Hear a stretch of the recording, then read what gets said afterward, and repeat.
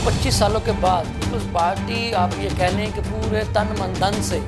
लाहौर को फतह करने के लिए मैदान में निकल पड़ी। पहली मरतबा, और बिलावल साहब खुद भी लाहौर के किसी हल्के से पहली मरतबा जो है वो इलेक्शन लड़ने जा रहे हैं। 1 साल पहले मोहतरमा बेनज़ीर भुट्टो साहिबा ने लाहौर से इलेक्शन लड़ा था। 3 जनवरी को उन्होंने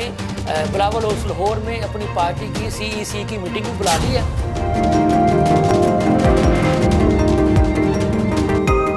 बिस्मिल्लाहिर्रहमानिर्रहीम। लम्हा न्यूज़ के साथ मैं हूं शहजाद मलिक। नाज़रीन, सियासत के मैदान से खबरें बड़ी गर्म हैं और 25 सालों के बाद पीपल्स पार्टी आप ये कह लें कि पूरे तन मन धन से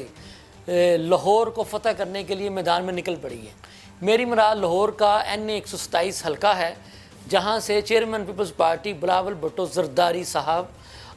मजमूई तौर पर पीपल्स पार्टी की जो आप कह लें कि जो क़यादत है उनकी तरफ से पहली मरतबा, और बिलावल साहब खुद भी लाहौर के किसी हल्के से पहली मरतबा जो है वो इलेक्शन लड़ने जा रहे हैं। 25 साल का मैं लफ्ज़ बार बार इसलिए कह रहा हूँ कि 25 साल पहले मोहतरमा बेनज़ीर भुट्टो साहिबा ने लाहौर से इलेक्शन लड़ा था, तो उसके बाद फिर उन्होंने इलेक्शन नहीं लड़ा। अब तो खैर आपको पता है कि उनकी 16वीं बरसी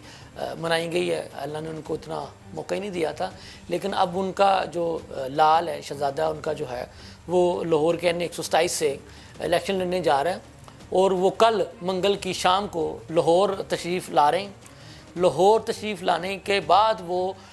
जो है वो अपने हलके का एक हंगामी दौरा भी करेंगे NA 127 का।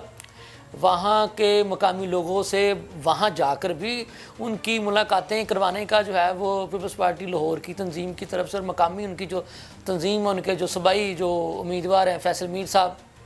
और उनके जो चीफ़ कंपेनर हैं सैयद कासिम अली गिलानी साहब, उन्होंने प्रोग्राम मरतब किए हैं कि जी वो उनको हल्के का विज़िट भी करवाया जाएगा, तूफ़ानी दौरा करवाया जाएगा हल्के का। इसके अलावा अगले रोज़ यानी बुध वाले दिन 3 जनवरी को उन्होंने बिलावल हाउस लाहौर में अपनी पार्टी की CEC की मीटिंग भी बुला ली है, और उस मीटिंग में उन्होंने अपना इलेक्शन 2024 का जो पीपल्स पार्टी का जो बाकायदा मंशूर है, तहरीरी मंशूर जो है वो जारी करना है। तहरीरी में इसलिए कह रहा हूँ कि आपको याद होगा 27 दिसंबर को अपनी वालदा की बरसी की तकरीब से ख़िताब करते हुए उसके जो चीदा जो 10 निकात थे वो उन्होंने बरसी की तकरीब से ख़िताब करते हुए कौम को बता दिए थे कि वो अगर उन्हें मौका मिलता है वज़ीर-ए-आज़म बनने का, या उनकी पार्टी को मुल्क की सतह पे कामयाबी मिलती है, अगर उनकी पार्टी की हुकूमत आती है तो उनकी पार्टी वो क्या क्या प्रोग्राम जो है वो आवाम के लिए लाएगी। लेकिन अभी हमने ये आपसे मुखातब होने से पहले उनकी जो टीम है उनसे रब्ता किया कि जी वो उनका जो बाकायदा तफसीली मंशूर है वो क्या है। हमने कोशिश की कि उसके अलावा अगर कोई निकात हैं तो हासिल करके वो भी कबल अज़ वक़्त आप तक पहुँचा दिए जाएँ। तो उनका कहना था कि जी चूँकि ये CEC से बाकायदा मंजूरी ली जाएगी, तो CEC से मंजूरी लेने के बाद जो है वो आपको बाकायदा बता दिया जाएगा, कबल अज़ वक़्त बताना जो है मुनासिब नहीं है। तो चलें, बहरहाल ये परसों आप कह लें कि 3 जनवरी को हम आपको ये बता रहे हैं कि पीपल्स पार्टी का मंशूर जो है वो बाकायदा तौर पे 2024 का वो जारी होगा। इसके साथ ही इस मीटिंग में जो CEC की मीटिंग होगी 3 जनवरी को बिलावल भुट्टो ज़रदारी साहब की क़यादत में, यकीनी तौर पर उसमें आसिफ ज़रदारी साहब भी शिरकत करेंगे, क्योंकि वो भी जो है पीपल्स पार्टी पार्लियामेंटेरियन के सदर हैं, CEC के मेंबर हैं।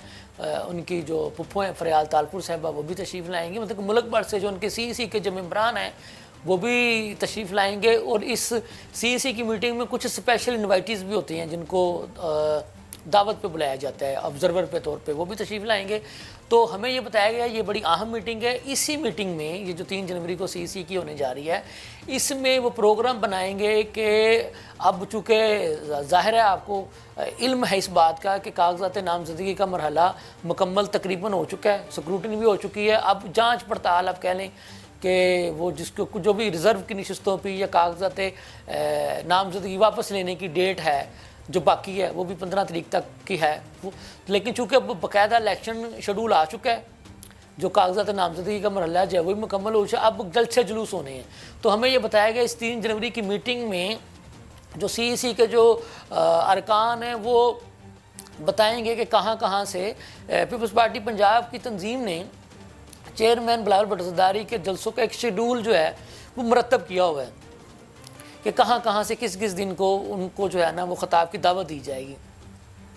اسی طرح سے ظاہر ہے باقی جو صوبائی تنظیمیں ہیں ان کی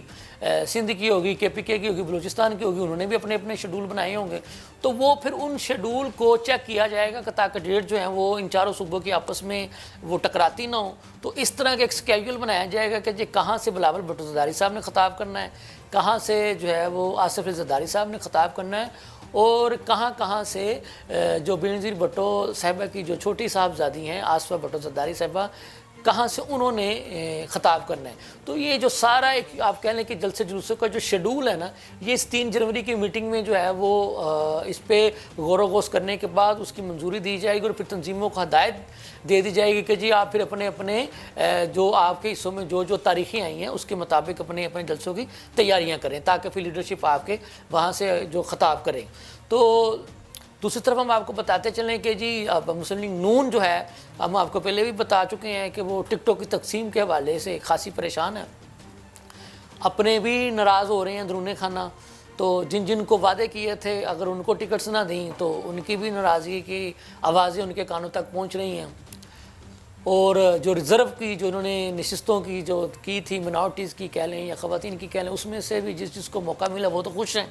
اور جس کے نام نہیں آئے ظاہر ہے وہ بھی اندرون خانہ ناراض ہیں. تو ظاہر ہے اب چونکہ ایک ان کی ہوا بنی ہوئی ہے کہ شاید انہی کی حکومت آ رہی ہے, انہی کو جو ہے وہ لاڈلا پلس بنا کے جو ہے وہ اقتدار دیا جا رہا ہے, تو اس لیے وہ ان کا دعویٰ ہے کہ ان کے پاس زیادہ درخواستیں آ چکی ہیں الیکشن لڑنے والوں کی, تو وہ اس لیے ان کا امتحان چل رہا ہے کہ کس کو ٹکٹ دیں کس کو ٹکٹ نہ دیں. بہرحال اب یہ چونکہ یہ ساری صورتحال 15 جنوری تک کلیئر ہو جائے گی, وہ اس لیے کہ اس دن جو ہے وہ کاغذات نامزدگی واپس لینے کی آخری تاریخ ہے. جب تک آپ یہ کہہ لیں کہ یہ جو ہے نا ہلکی پھلکی ان کی ٹکٹوں والی موسیقی اسی طرح سے چلتی رہے گی. اس کے ساتھ ہی اپنے میزبان شہزاد ملک کو اجازت دیجیے. اللہ حافظ.